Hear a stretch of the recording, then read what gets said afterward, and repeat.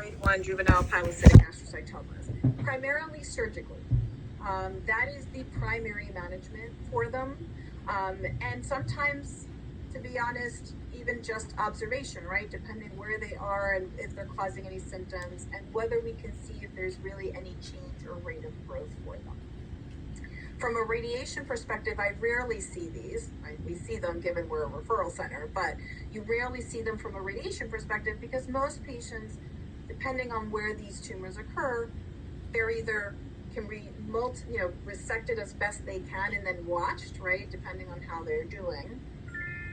And the times that we do intervene is when there are instances of surgery, patients having symptoms, it's actually growing, relevant, and the surgeons can't go in and take anything out, right? And so then we intervene to help manage or stop the growth of these tumors over time. What do I consider? What do I think about? The primary, to be brutally honest, is what kind of shape he's in. So I know right now I wouldn't want to give him any radiation. That is not the next step, right? Correct. And so I think, from my perspective, I usually, and especially with a pathology like this, where we're not on a time crunch, right? We're not, otherwise you would have seen us sooner. We have a little bit of the luxury to say, okay, we really want to maximize his overall, recovery as best we can beforehand. And particularly given, for example, I don't think we need to do anything brain-wise. I don't know that yet because I really want to see what he looks like, right? Kind of in this time frame. Technically, he'd be due for a scan now in February.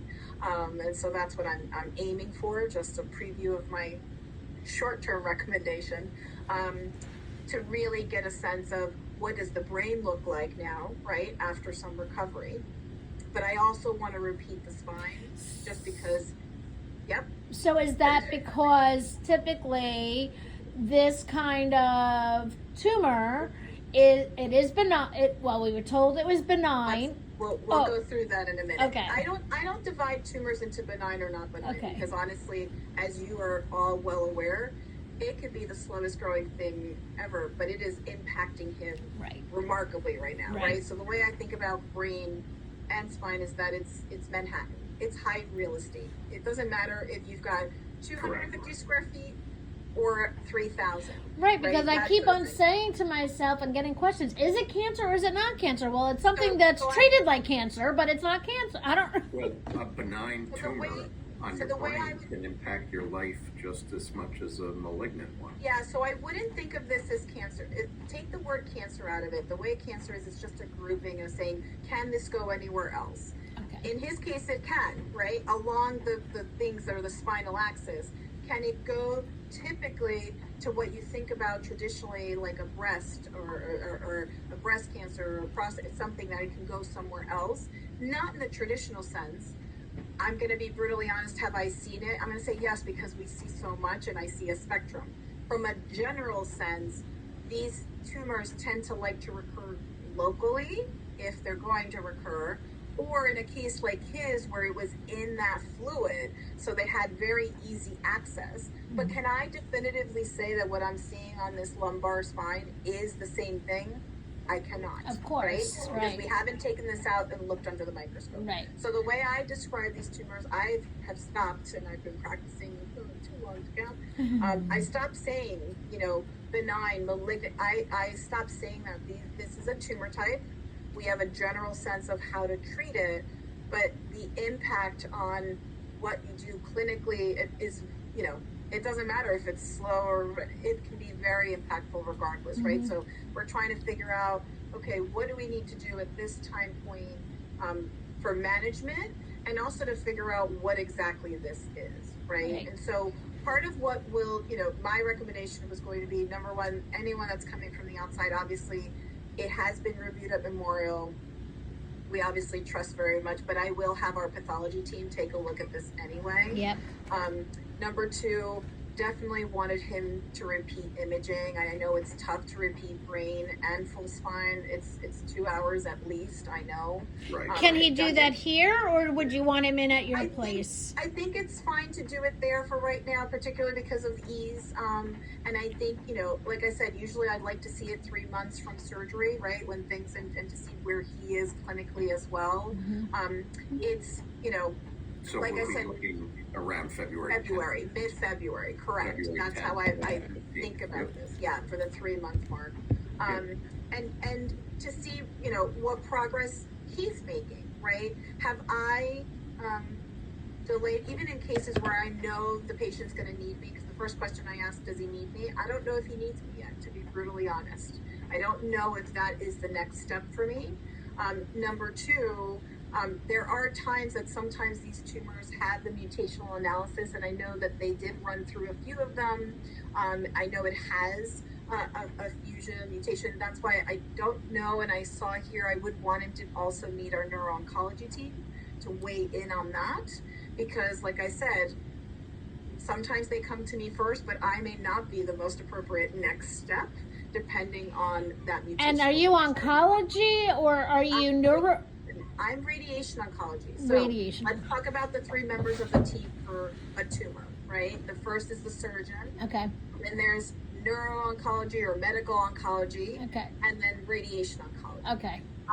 Surgery, radiation are local therapies. Think of it as kind of managing things locally depending where the tumor is. Medical oncology / neuro-oncology is thinking about systemic options, right? And in the old days, we only had one type, which was giving medications through an IV, right? Going into your veins that would travel throughout the body. Nowadays, that has transitioned because it doesn't have to be through the vein. It's still systemic. Right. It goes throughout or is targeted, right? Some of these agents now specifically target certain tissues and not others. And that can be oral as well. And so it just depends on the situation. So could your team actually come back and say, just generally speaking, could they say, no, neurosurgeon should actually surgically remove that? So yes, that may be the recommendation, and that's why I prepare for it. Because like I said, primary typical management is a surgical one. Because most of these tumors occur in young patients, actually much younger than Braden. Right. Who knows how long this is in? This is, Yeah. The question I normally get is, Michelle, how long has this been? I know. I don't know. Unless you had a car accident, you hit your head 3 years ago and they did a CAT scan. Right. Or in retrespect, right, I always say hindsight's 20/20. Yeah. Yes, we could go back and compare. But if that didn't happen, we don't know, right? And so we, tend to presume, let's say they had a very particular, symptom, side effect that was persistent. Right. We might say, yeah, that maybe that's what potentially could have caused it, but we don't know that. So that's the first thing.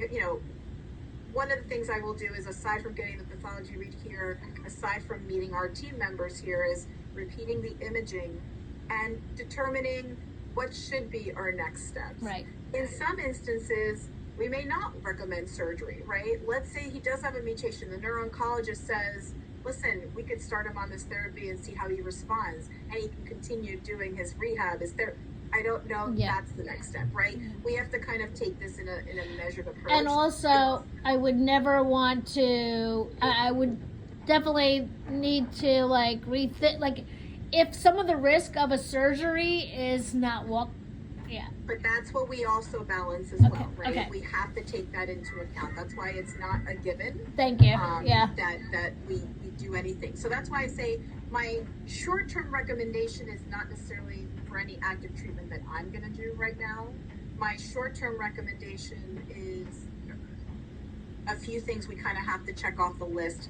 Let's say even if he had repeat imaging right now, and let's say nothing had changed, right? That he's still clinically, physically not in any shape to do anything we would want to do. Correct. We know right? that. And so that is part of that process as well. Yeah. But do I think, meeting us, getting the ball rolling, thinking about this in a more absolutely, obviously presenting it to our group here in the adult world, because he's technically in the adult world right now, even though he was 18 to 19 when everything happened.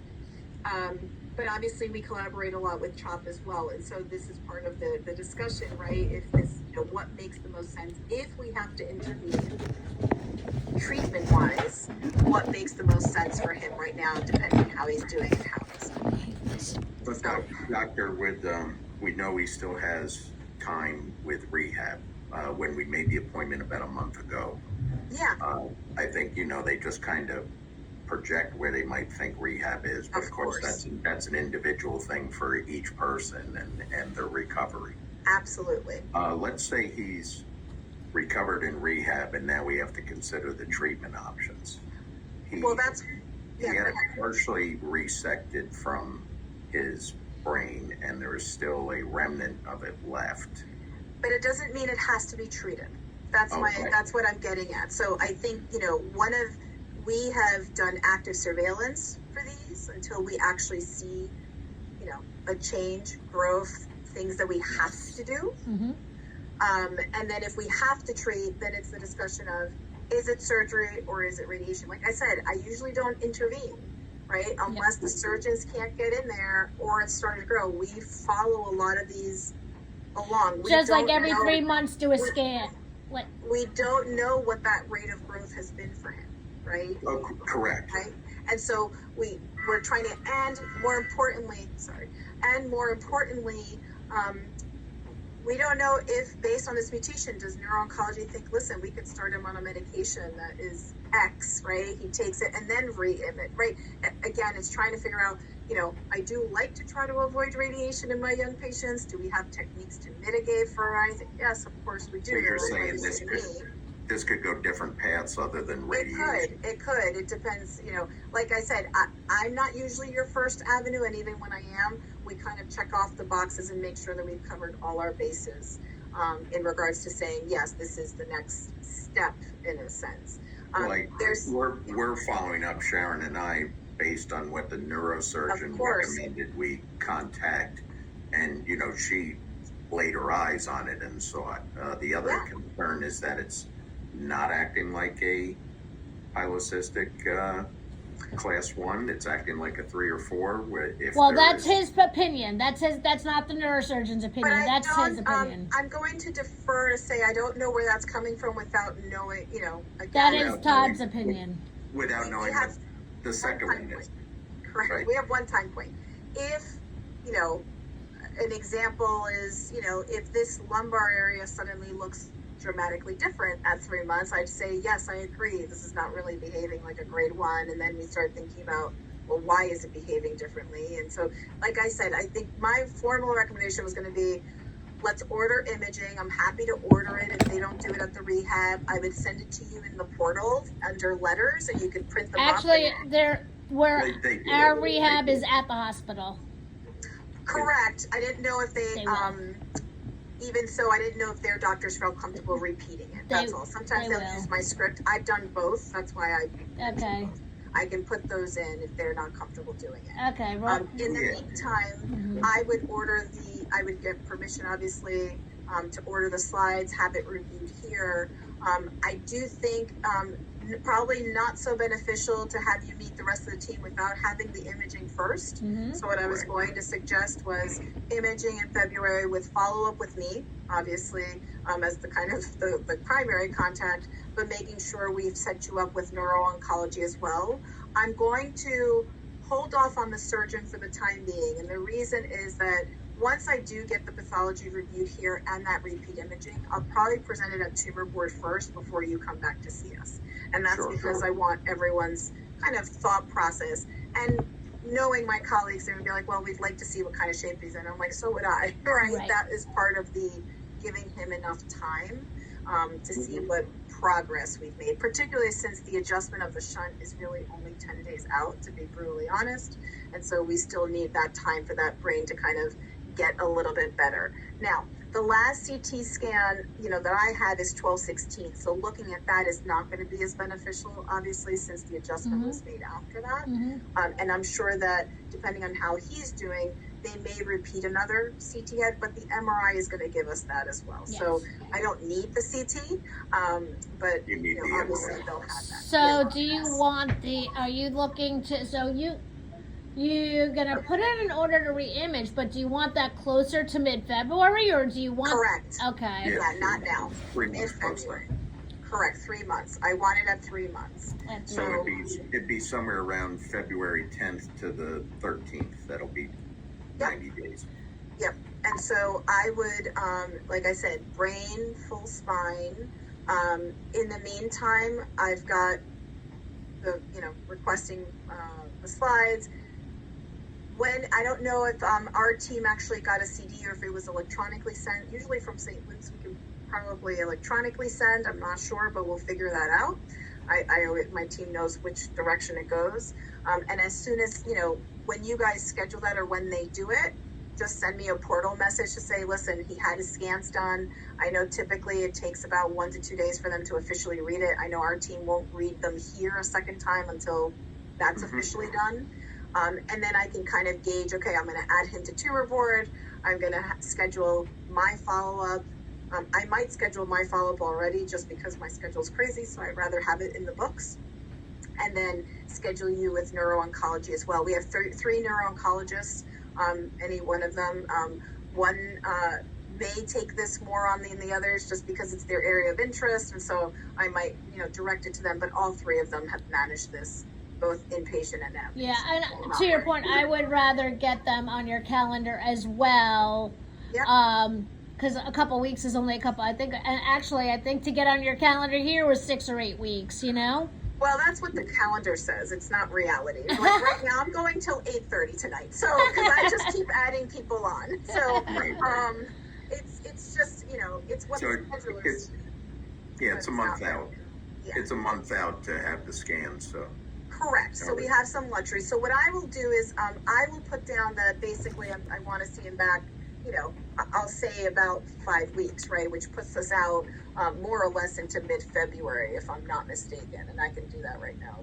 Do you want to see him in person, though? Well, not necessarily. We can start. Okay. We can start with telehealth again. Okay. Just because we don't actually know he'll be out of rehab. And Okay. I don't correct. out for my visit. Okay. Right? That's not the Right. goal here. The goal is that we want him to take advantage of acute rehab to the highest degree. Yes. And so I know how important that is. And like I said, right now, based on the pathology, we have time, right? We've got a quote unquote, we have time, basically, based on what Doctor, I wanted to ask you, you're the first one to mention a mutation. What's the mutation? So it's the KIAA 1549 BRAF gene fusion, and so it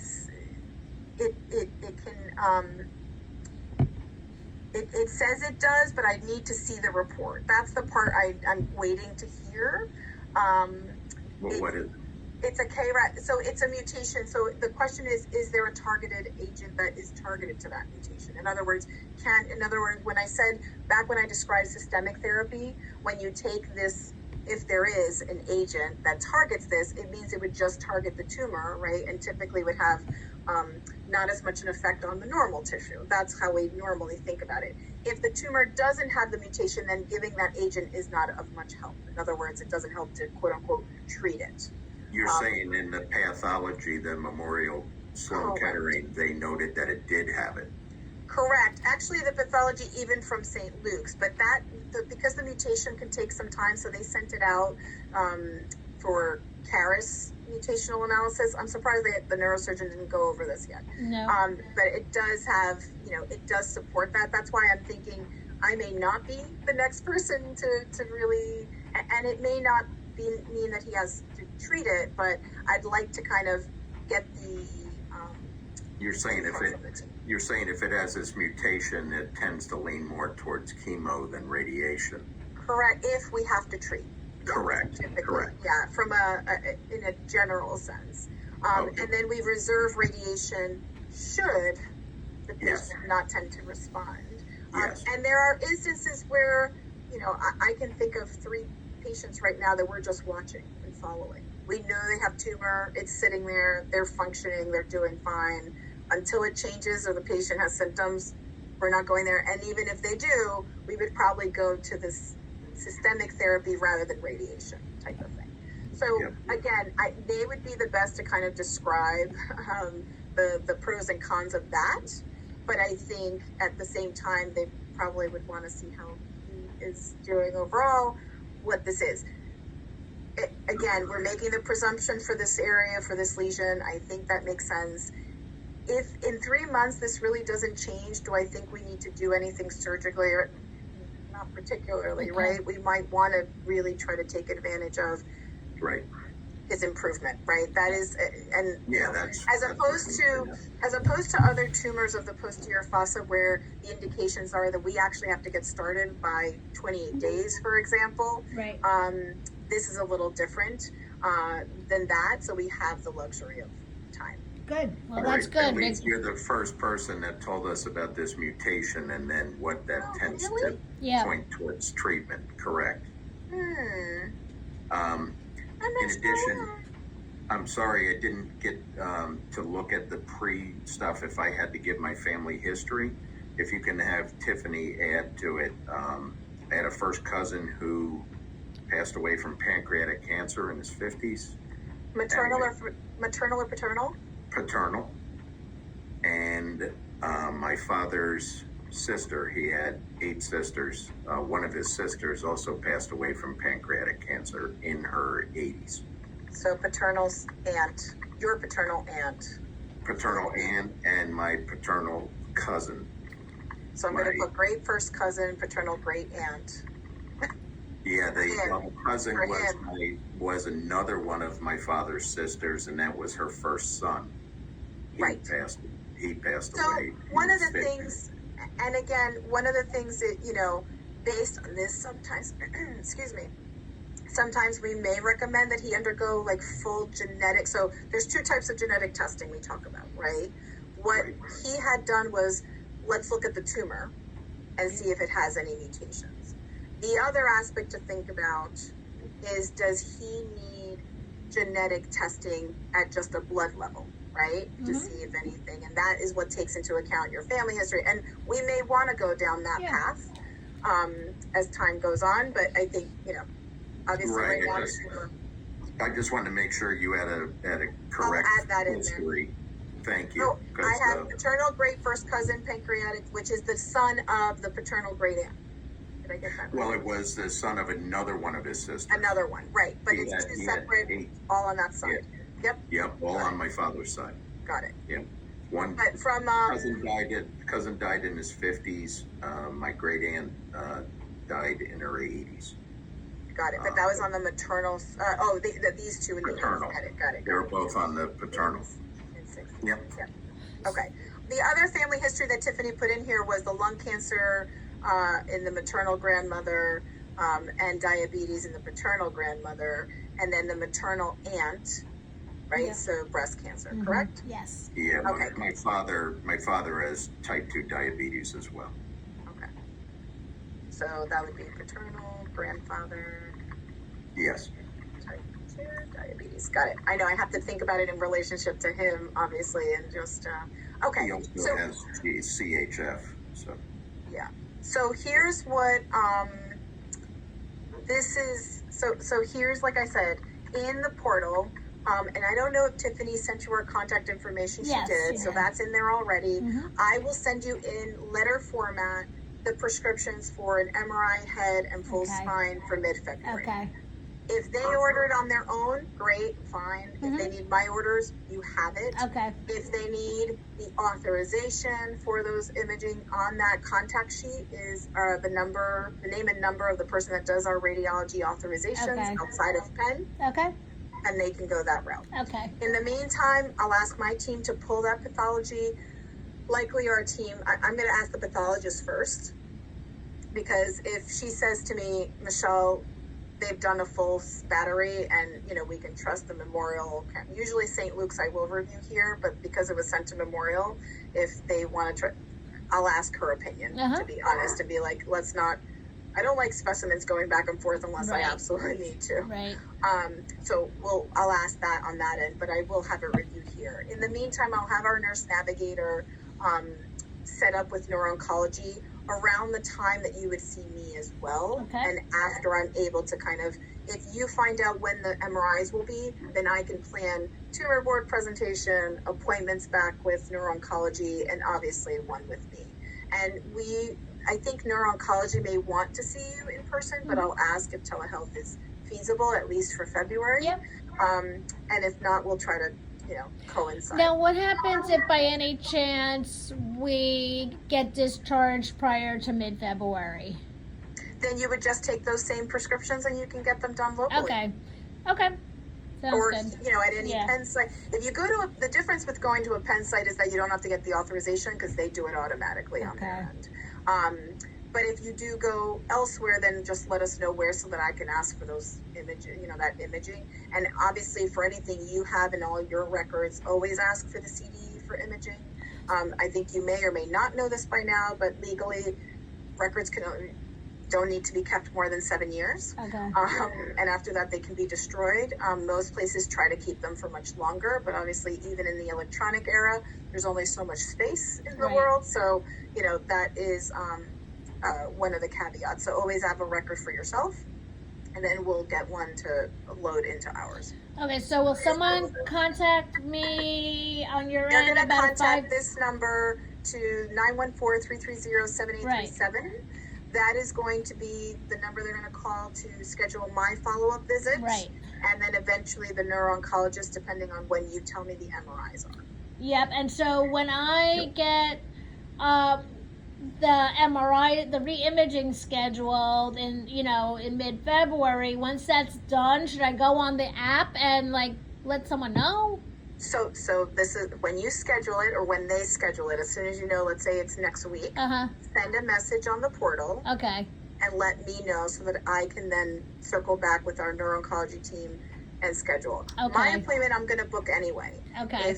That way, when you tell me when it is, I'll just move mine. Because mine, I know I'm going to have to make an exception. They're going to have to call me anyway. Right. So I'm just going to move it as I need to. Okay. But when you tell me when those images are, then I can kind of do the domino effect of what needs to happen after. Very good. Well, doctor, your office is going to put the order in for. I'm doing it right now as we hang up. Right, the follow-up MRI for mid-February. Yep. So they'll have that. They'll receive that electronically. Okay. You're going to get that. No, that's going to be in letters. my UPenn. In the portal. Right. In the portal, under letters, it Right. becomes like a letter, and you just print it up. It's the prescription for all four. Right. Because it'll be brain, cervical, thoracic, and lumbar spine. Okay. Okay, got it. Okay? Mm-hmm. All right. Well, What thank else you for can I talking answer? about the mutation. You're the first one to have talked about that. Yeah, no, I look for it obviously in this, and I'm surprised they didn't. It said historically tumors. There is no histological evidence of high grade features. It looked very bland under the microscope too. Let me see. Let's see. I'm gonna confirm. The only reason I say it's in the report, but I don't see the actual profiling, which is why that's why I said I'd like to confirm that. Right. Because I want to see Okay. the Caris, I want to be able to see it. They had to do some additional tests in the pathology that Always. took longer. It took like Yep. 24 days. And Correct, that's it. So I would assume that's it. And technically you should, in the portal, if it's through St. Luke's, that is sometimes scanned in under media. So definitely ask them for it, because that is, I did actually just have a patient bring me make me a copy and bring me their copy, because it doesn't always get translated over.